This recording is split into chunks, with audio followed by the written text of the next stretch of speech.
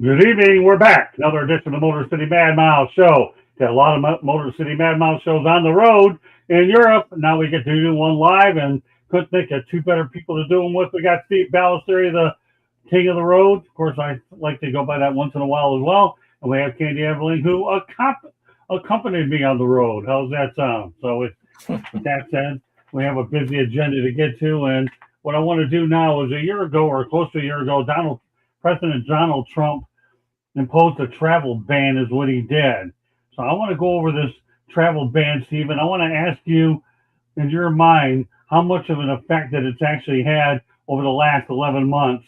As he announced a travel ban on nationals of 12 countries from entering the United States, bringing back the controversial Muslim ban policy from his first term. The new proclamation signed on Wednesday night will affect citizens of Afghanistan, Myanmar, Chad, the Republic of Congo, Equatorial Guinea, Eritrea, Haiti, Iran, Libya, Somalia, Sudan, and Yemen. There will also be restrictions on visitors from Burundi, Cuba, Laos, Sierra Leone, Togo, Turkmenistan, and Venezuela. So, Steve, as we look back at that travel ban, how much of an effect has it had in general?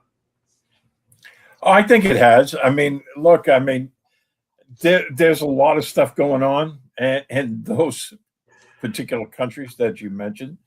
And generally speaking, most of the people that come from those places have not been probably very sympathetic to the United States in the past. So I think, look, I think the travel ban needed to happen at the time because they're still struggling with all the untold millions of people who came across the border illegally, and a lot of them were from those particular countries as well. And they're still trying to sort that stuff out. So I do think it had quite a big effect on things. Katie, do you have any opinion on this? I do. I mean, I think, especially living in Florida, we see some of those people from a couple of those countries here, some legally, some not, probably. And maybe they weren't legally when they first came here either, but they have not always been our friend either. So I can understand some of the ban. I just feel bad for some of the people that are already here that maybe have family that maybe are here legally and have family members in those countries and therefore can't travel back to be with them. Right. I understand it, but I do feel for those people. Yeah, I mean, evidently the president felt he had to do something at the time with a lot of the illegal people popping in. Now I certainly understand trying to clean it up a little bit for sure. Let's go ahead and stay with the president for a moment, because according to Fox News, Donald Trump says we have unparalleled firepower, unlimited ammunition, and plenty of time. And watch what happens to these scumbags. I'll tell you one thing about these presidents. He wants to call somebody a scumbag, he ain't shy about doing it. That's for sure. His reference in destroying Iran militarily and economically and decimated. Well, Steve, it's safe to say he's owning up to that, isn't he? Yes, and look, we talked about it on here several times, and I thought that calling the ceasefire and all this was a waste of time and resources, and it's proven to be that, and it's exactly the way we said it was going to happen, right? And it's not surprising the government either. They're just stalling for time while they try to rebuild their military and try to get some of their command and control back, because excuse me, it was severely hampered during the initial phases of the bombing. But now they've had over a month to reassert their command and control networks. I mean, the military still is taking a beating, and that's not changed, but at the same time, they've been able to reorganize, and we know that they have underground missile construction capability, and they're doing it in caves and inside of mountains and all that. So they're continuing to build those things.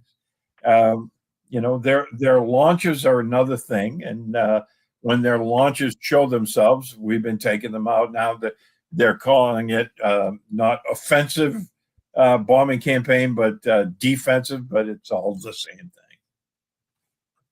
Katie? Yeah. What can we say? Like, everybody's still trying to get the upper hand on everybody else. They're going to keep, trying to develop ways to injure people that we do not like, countries that we do not like. We're going to still keep making weapons.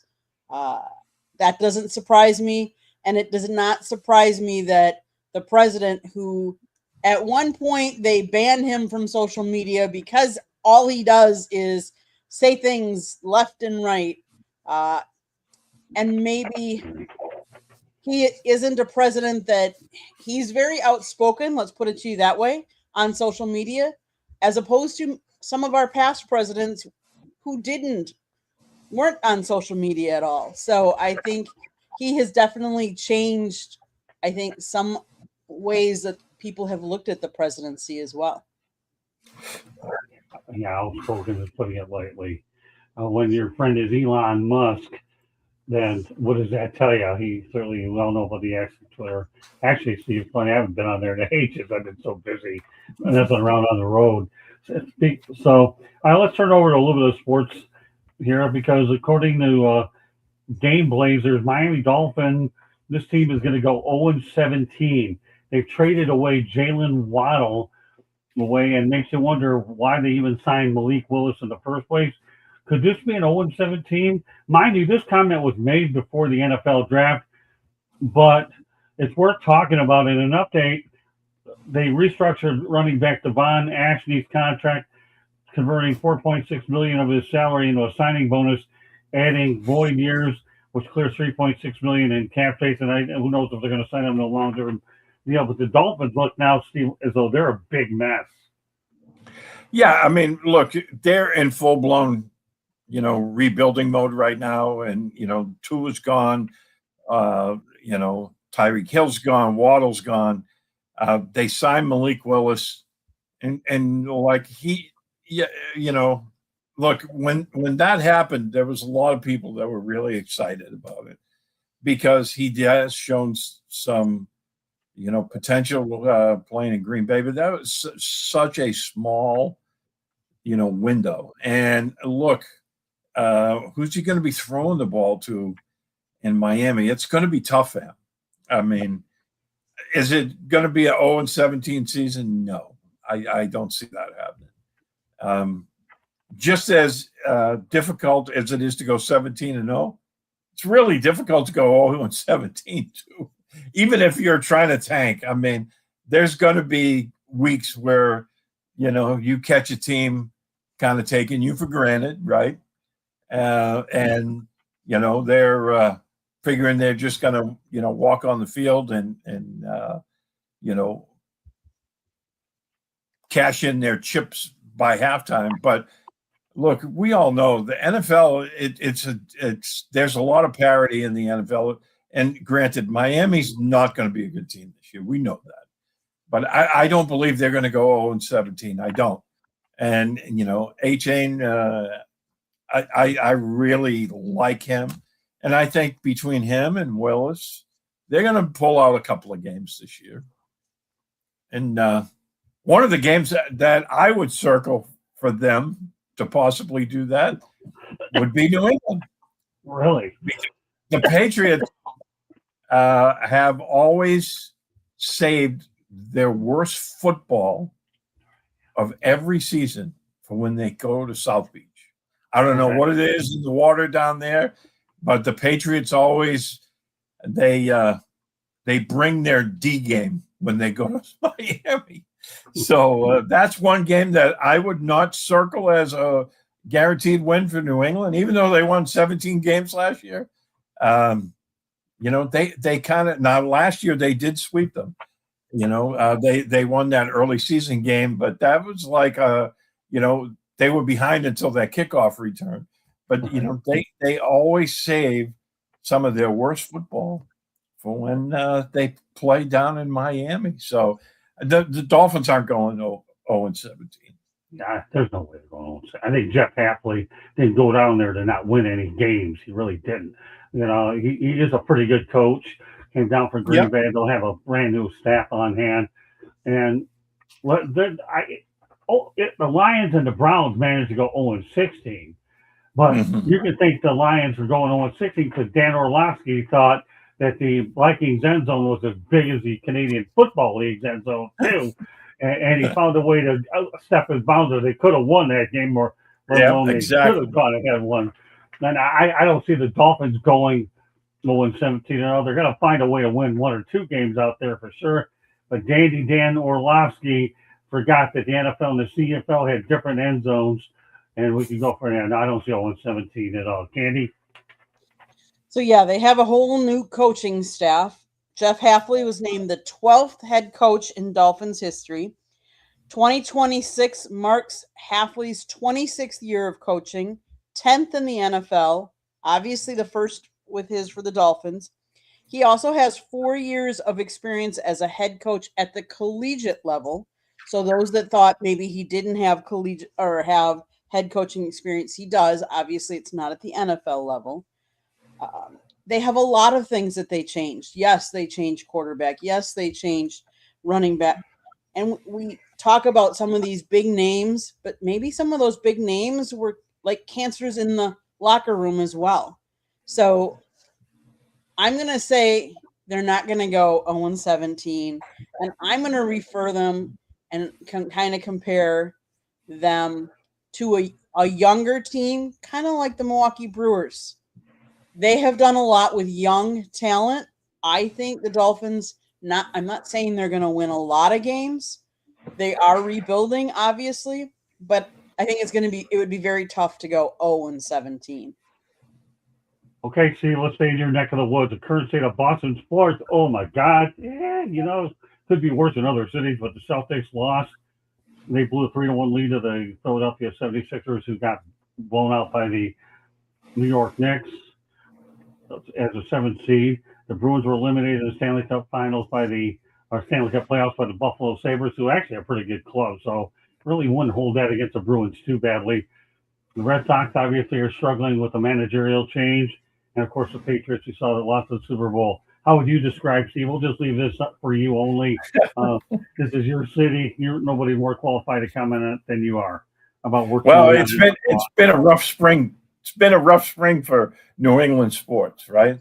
Now the Bruins overachieved this year. No one expected them to even make the playoffs. Right.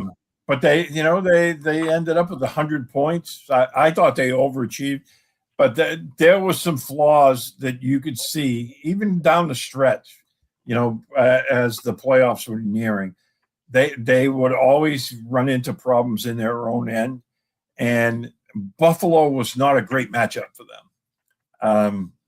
And the Bills pounced on that. Now, that being said, the Bruins had a big lead in game one, and they were up 3-0 in the first game of the series, and with 7.5 minutes to go, and they lost the game in regulation. They gave up 4 goals in the last 7 minutes, and that really, really hurt them. Now, they ended up winning game 2 inside Buffalo. But if they had gone up 2-0 in Buffalo, which was very possible, they might have had a chance to steal that series. But Buffalo totally outplayed them in Boston. And they're just a superior team. The talent level was easy to see. The only, I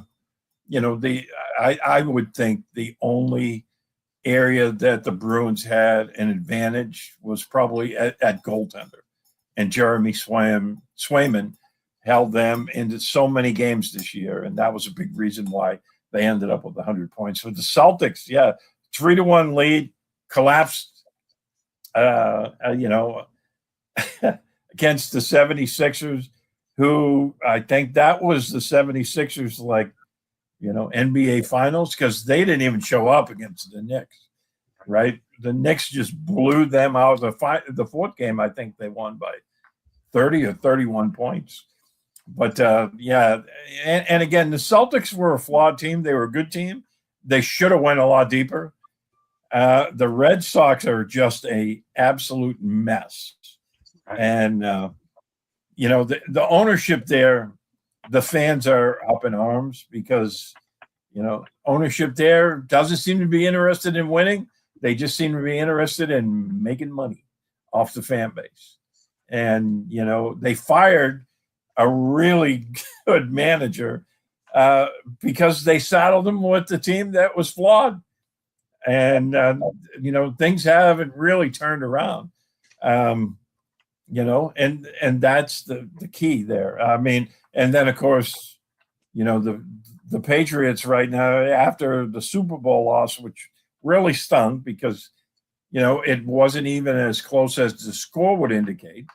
Then the whole fiasco of Mike Vrabel has kind of ceased being a sports story and is now celebrity gossip, nightly. When all your sports websites and your sports talk radio are all, talking about the latest out of TMZ. Yeah. And that's when you have to step back and quote Vince Lombardi here, right? I use that in my Sunday football column that one clip of Vince Lombardi is like, what the hell is going on around here? Oh my God. And that's excuse my language, but it ceased being a sports story. I mean, I've never heard, so many people, quoting TMZ or putting TMZ clips on there. And it's like, and since when do we get any insider information on the New England Patriots from the Daily Mail? The Daily Mail out of the UK, they're posting all this stuff with insider information. I've never seen anybody from the Daily Mail in Foxborough. Maybe I'm wrong. I'll tell you one thing. By the way, there is breaking news about Devon Ashley now that I just came in here. You get the Dolphins and Pro Bowl running back Devon Ashley, Shane rather, have agreed to a 4-year extension worth $64 million, a source told ESPN's Marcel Lewis-John. So here's a little bit of breaking news for you. Incentives in the contract can increase up to $17 million per year, giving the deal a maximum value of $68 million. Good for him. Yeah, I know. I'm happy for him. Shane's average value makes him the third highest paid running back in the NFL. So here we are, breaking news on this. We just want to make sure we got it out there while we were fresh. He's such a good back. We see him twice a year, with the Patriots. But I watch a lot of the Dolphins games from being down here in South Florida when the Patriots aren't playing or they're on, later. I'll watch the Dolphins play, and I mean, I think he's outstanding. And, that's what it goes back to my earlier comment. I think him and Willis are going to steal a couple of games for him this year. I mean, he's that good. And I'm happy for him. I mean, I would have loved to seen the Dolphins get rid of him and see him end up on New England with, their backs, because they could have a 300 monster there, But no, I think that's a great move. I think it's a great move for the Dolphins too, because they need that. They need that one guy that you can hang your hat on every week, Well, the guy's a heck of a player, Kenny, isn't he? This Devon Shane. Oh yeah, and the contract extension includes a $32 million guaranteed.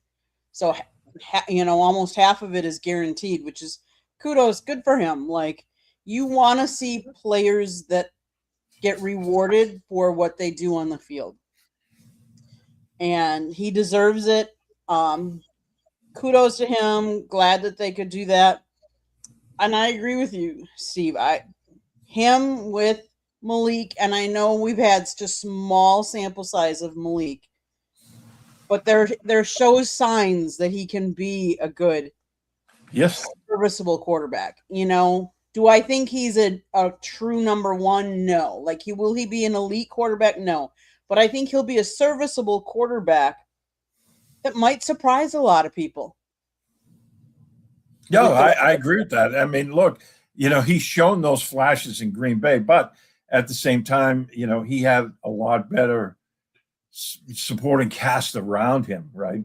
He did, but he didn't. Because think about it, Green Bay was one of the youngest teams too, and all of their receivers were young. They don't have a lot of old, receivers but either. They have some really good, talented young guys, though. They do. Yeah, Watson. And Patriots got one, and Dobbs, who I really like. I really like Watson. I mean, look, they're a really young team, and Willis is still a young guy. Correct. I thought he played real well there. Just, I feel for the guy because it's like, the cupboard, other than Hatchie, right? The cupboard was kind of stripped bare for him when he got there. And I understand they're in the rebuilding mode, and that's going to change. But I think it's going to be a tough year for them and for Willis. But if you get the money back in the fold, though, I'm telling you one thing. What it shows you is they're still willing to keep some of their better players and build around the key ones. Albeit, and again, we don't even know the extent of that, how their draft choices are going to turn out yet. Right. I know they drafted some wide receivers too, is what they did. So we talk about the losses, but let's find out if there's some hidden gems in the 2026 draft for the Dolphins to provide Willis with those targets as well. We don't even know. And you know what? When you're rebuilding like that, these young guys are going to get a ton of play, right? It's not going to be like a typical team where they kind of ease the guys in. These guys are going to be out there now. They may struggle at times. They'll make mistakes. Because they're still learning the playbook and whatnot. And there'll be breakdowns in communication. But that you expect that with young guys. But at the same time, these young guys, they're going to be very experienced come year 2. So there's our little breaking news item again. We just talked about Boston sports. Hey, they're getting to the playoffs. Some cities aren't even getting them into the playoffs. So they haven't been able to close the deal all the way. Now let's talk about our featured topic of the night: the downfall of Sears. Once upon a time, I was in the home improvement business. I used to love it when Sears came in with an estimate before me because they were subcontracting their work out, and I could get the job, and our profit margins would be higher. But let's talk about the Sears story. Sears wasn't killed by Amazon. It was dismantled from the inside. Get this, 5,670 stores. There's only 40 of them left. In 1969, Sears dominates 5,000 plus stores, catalog and millions in homes, a retail giant. Then came Eddie Lampert, hedge fund mindset, no retail background. 2005, he takes control, doesn't see stores, sees assets. First move, stop investing. No upgrades, no repairs. Stores decline, customers leave. But cash keeps moving into stock buyouts, short-term wins, long-term damage. And then he splits the company, 36 separate units, departments competing against each other. Then comes the real play, real estate, 235 stores sold, $2.7 billion. Buyer, Seritage Growth Properties, also controlled by Lampert. Sears sells stores, then pays rent to stay. Brand sold, debt paid. System drained. 5,670 stores plus 40 left. Lampert stayed a billionaire because this wasn't just failure. It was a system where collapse paid more than the survival. Steve, there's a lot to take. I cannot believe that we're talking about Sears in this particular respect, but leave it to Eddie Lampert. Takes a lot to take a giant down, and he's done that. What are your thoughts about the demise of Sears, Steve? Steve?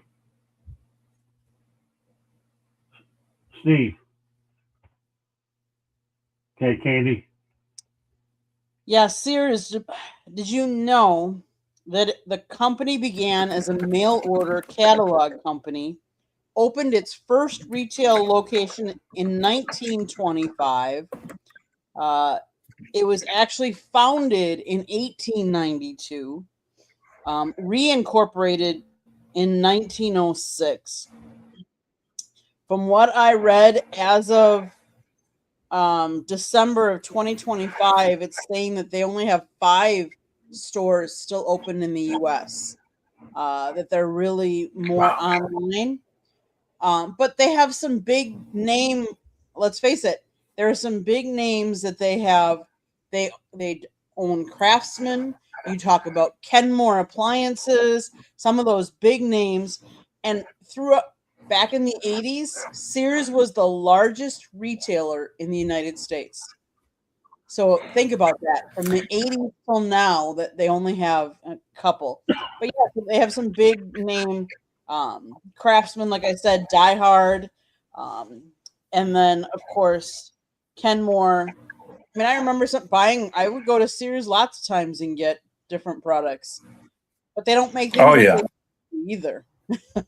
Okay. No, and Sears was one of my first credit cards, and I loved it because you could go there and get anything, right? And the stores were enormous. The selection was incredible. They had great customer service.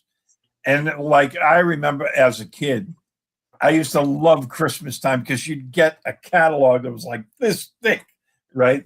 And as a kid, you'd pour over every page. Couldn't get enough of it. And it was Sears was such a great store. And then, there was a person in my hometown that collected the old Sears catalogs from way back when you could order a house out of there. You could order a house that would come, like all the lumber was already pre-cut and all that. I mean, you're going way back in the early 1900s, but I just love those. And Sears was one of my favorite stores. And it was such a shame to see it go down the tubes. And I remember having their credit card as when I was a youngster in the military, money was tight, and you could go to Sears, like you said, Candy, Craftsman Tools, Kenmore Appliances, and they always had deals going on at the time. And Die Hard battery, when your battery dies, you go to the Sears Auto Center and get a Die Hard. You knew that thing was going to last, and it's such a shame to see it go down the tubes. I mean, it was a cultural icon, I think, and those years in the 80s, I mean, I was a fixture in there at least once a week. Well, we brought it up on the show, people. I never thought I'd see the day I'd be talking about Sears in this context. All I know is from what people told me, it was one of the hardest credit cards to get. That's for sure. So, well, I can tell you, Scott, back in 2003, Sears sold its U.S. retail credit card operation to Citibank. Today. Okay. Well, coming from you, that doesn't surprise me. Okay.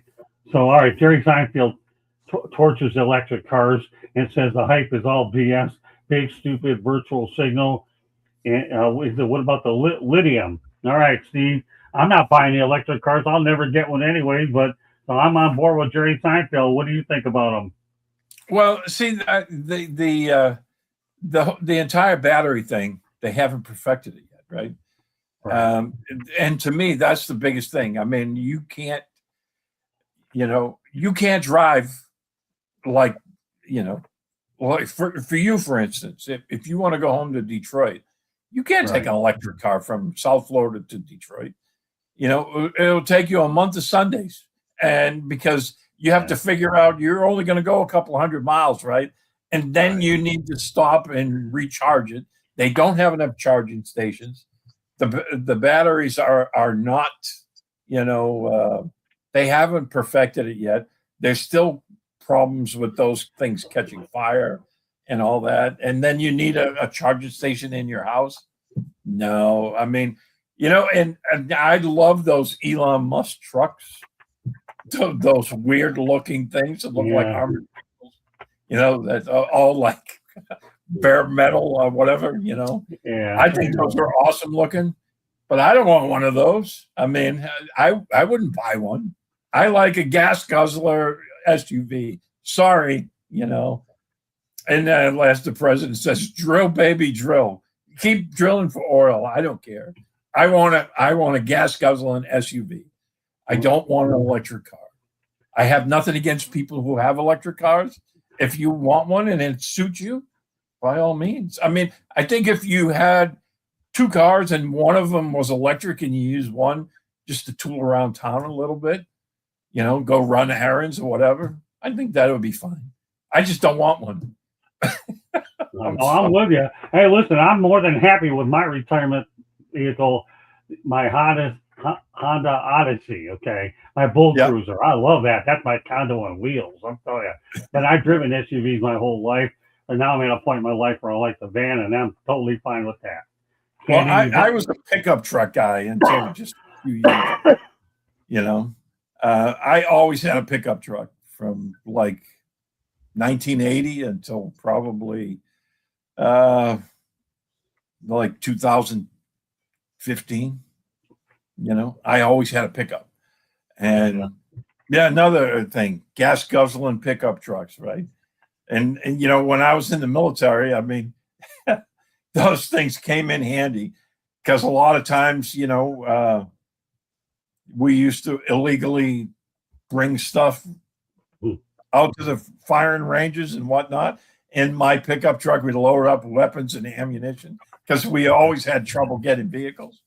So rather than cramming everyone into one truck, I used to bring my truck and we'd throw everything in the back, you know, take it out to the range, baby.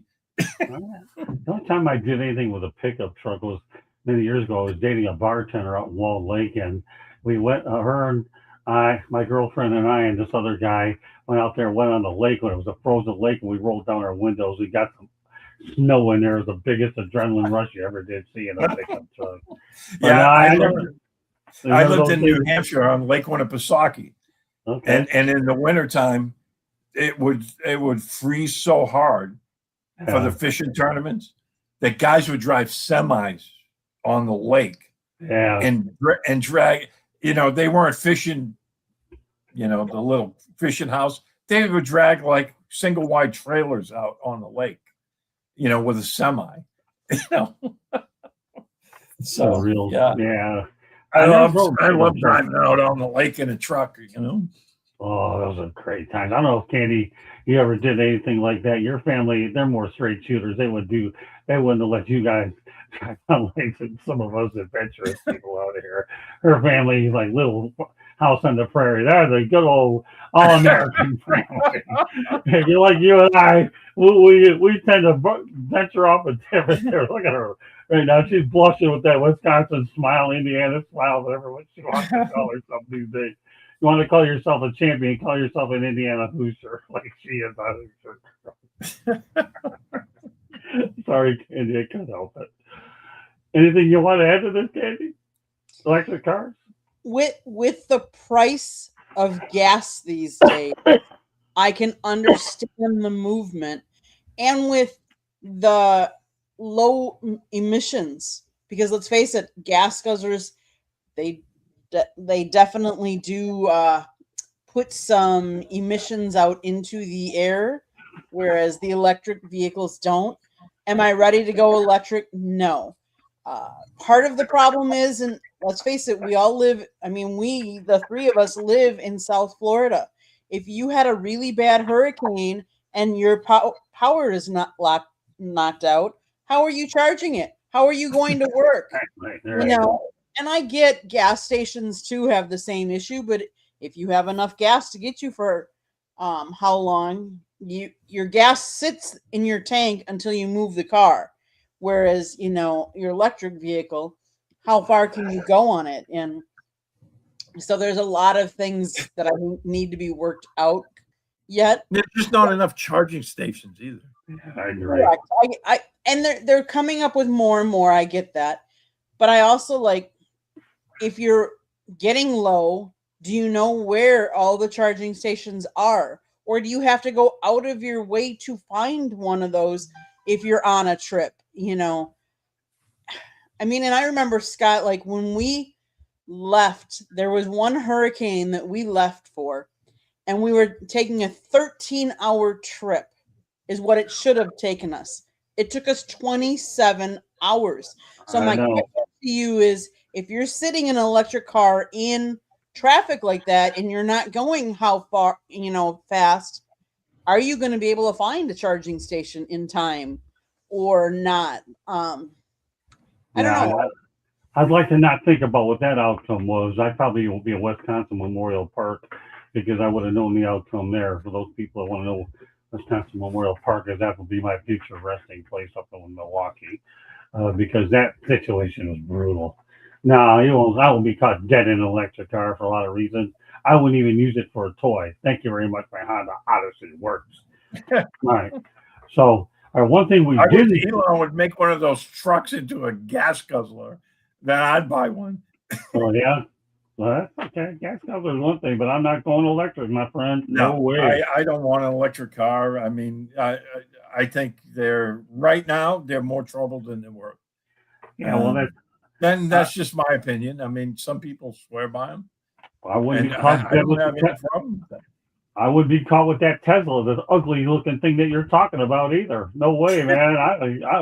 I see those gaudy looking things on the road, and it's a wonder they're not used out in Iraq and Iran as a tank out there because that's what they should be, not on the streets of the United States or anywhere. Well, it's like I had an English bulldogs, and they're so ugly, they're cute.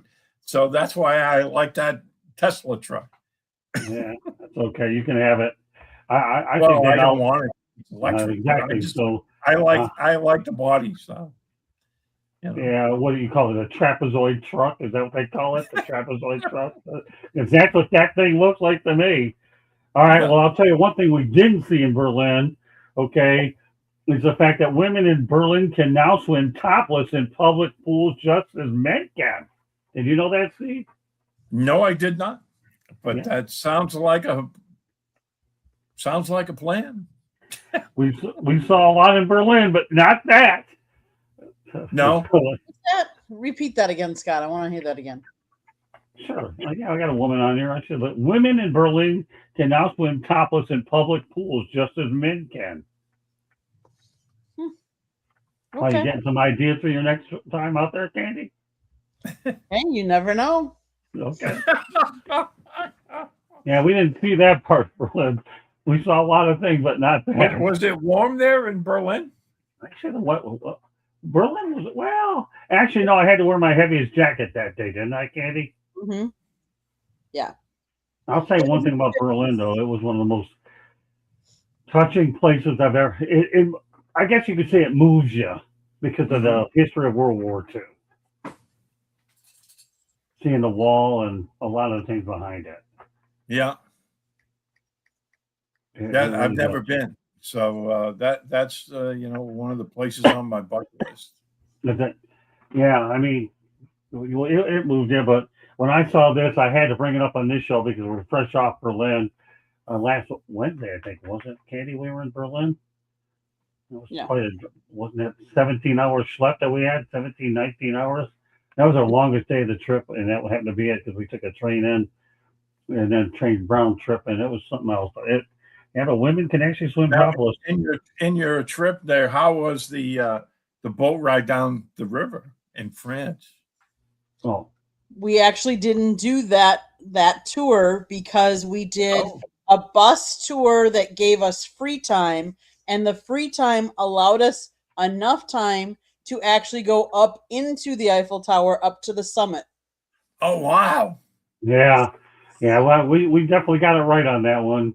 We were waffling a lot, but then we decided let's go with this one. And lo and behold, this young lady, Claudia, dynamite tour guide, this young lady from France, ended up guiding the tour. And with the weather being what it is, she slightly altered things a little. So we got that extra hour, and that paved the way for us to get up to the top. And Eiffel Tower was on my bucket list, and it's no longer on it now. Although I'd love to go back and see it again and spend a few more days in Paris. But I'll tell you what, it was a dream of mine to be able to see the Eiffel Tower, and it was just too surreal. I was at the bottom. I didn't make it up to the top.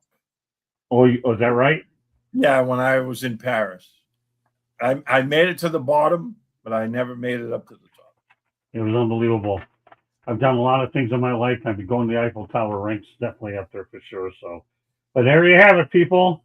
Women in Berlin can now swim topless in public just as men can. All right. Our final topic of the night goes to our industry, Steve. And it is exclusive. Peter Alexander is leaving NBC after years of being passed over for top anchor jobs, according to the New York Post. He was there 22 years, 15 years on the White House beat, 8 as a co-anchor of Saturday Today. Gosh, you know what, Steve? The one thing I hate in this industry is when a person pays his dues to try to get that spot and then he still doesn't get that job. And I can certainly understand where Peter Alexander is going with this. What are your thoughts about the decision he made to leave NBC? Yeah, there's so much of that going around. You see, like even not so much the national, but like some of the big city anchors that have been fixtures in these big cities for so long, right? And they're pushing them out the door, and I hate to see that, especially like you're saying, this guy paid his dues. He did all the right things, and now he gets passed over. It's one of those.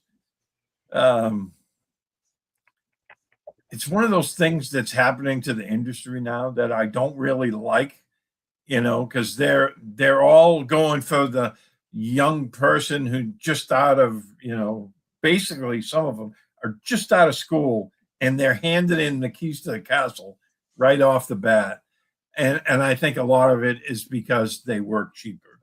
You know what I mean? And I don't like that. I like the veterans of the industry that paid their dues and they've been there forever. Those are the people that always generate the best stories. Yeah. And I don't care for that. This trend that's going on right now. Yeah, this is bad for the industry. A guy has been there that long, was there 22 years, 15 on the White House, and he's getting bypassed. I hate it.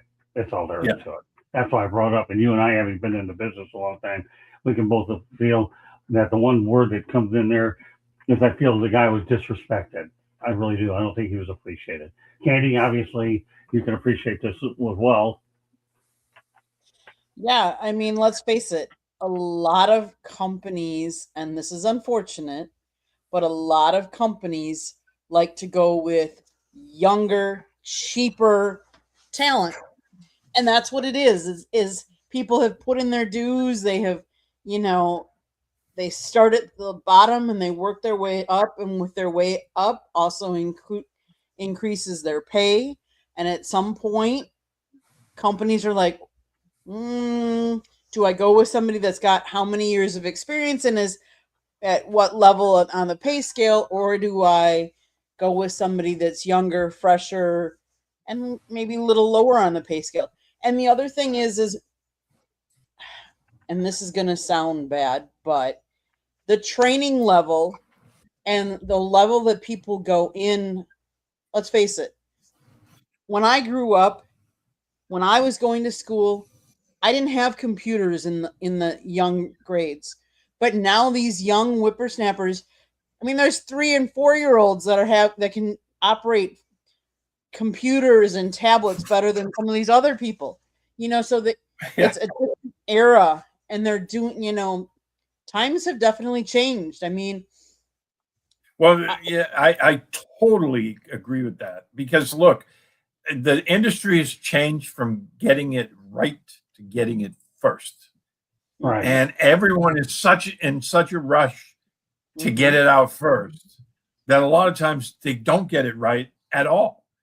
And that's a huge pet peeve of mine as well. It's like everyone just can't wait to be the first one to, go on X or Twitter or whatever you want to call it, and push out a story. And a lot of times there's a lot of facts included in that are, incorrect. And, this is how they reward what I call bad behavior, because instead of taking the time and getting it right, I don't care if a guy doesn't have first. If he has the story right, that's the one I want to read. Well, let me tell you, Steve, when I visit you in a matter of weeks, I give you a copy of my book. Frank Reynolds is in there, and I wrote and that's exactly what I spoke about. I don't want to get it first; I want to get it right. And he blew a gasket on the air when Ronald Reagan assassination attempt. I don't know if you remember that, but Oh yeah. boy, did he ever blow a gasket because of what you just said, and it was what I wrote in my book. And Frank Reynolds is obviously interred over at Arlington National Cemetery, and I visited his grave site when I was out there. So great to have you back on this week, Steve, for this edition of Motor City Mad Mouse Show. We'll do it again next week, and we'll see. It'll be the three of us, and maybe we'll add another person at some point. Molly Murphy is going to be in line to come out once in a while. But, I tell you one thing, I enjoy coming up with these topics. I think they're an awful lot of fun, come up with some different things that most people aren't going to get anywhere else, to mix it in with some sports, and it seems to work out. And I'm glad that you and I and Candy enjoy doing this once a week and get people to open their eyes up a little bit as well. We're going to probably have some travel things that we came up from our trip at some point in these shows as well to mix it up a little bit. So we're going to do a lot of different things with a show like this. But meanwhile, I'm glad we were able to get it going again. Steve, any questions, comments, or feedback about the show with what we came up tonight with? Well, things kind of worked out for me last week while you were gone. Okay. A guy had contacted me. He was a former Navy special operator. And he does a series of shows, and how do you handle pressure and life after wearing the uniform? And Wow. he came across some of my stuff, one of the things being here, and he asked me to be a guest on his podcast last Wednesday night.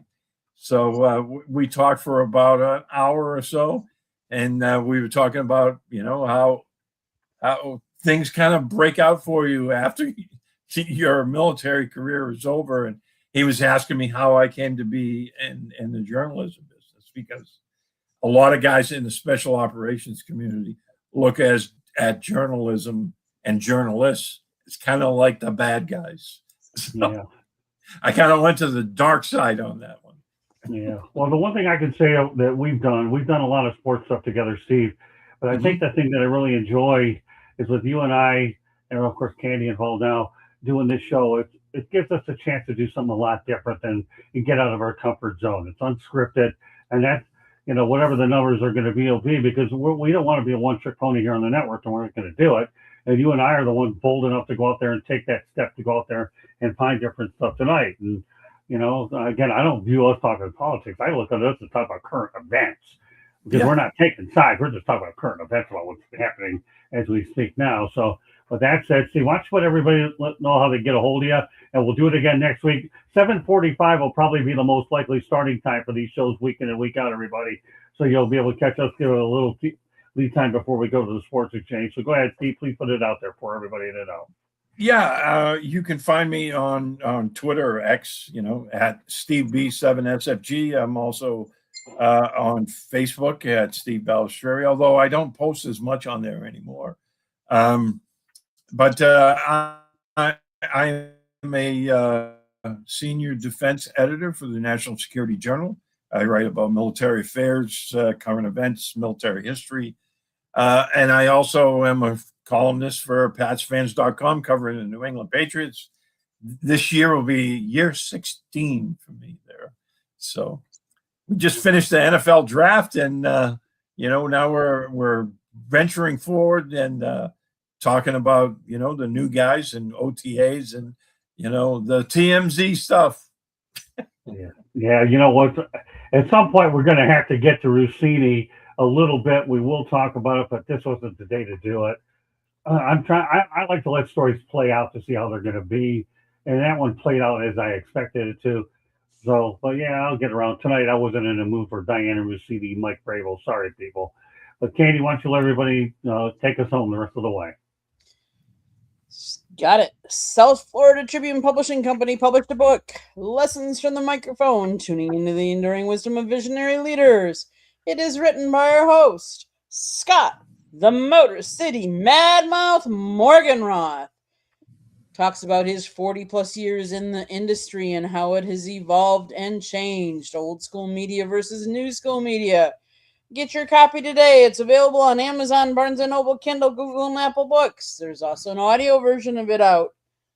There's a link on our website, www.southfloridatribune.com, where there is a plethora of great content. So go check it out.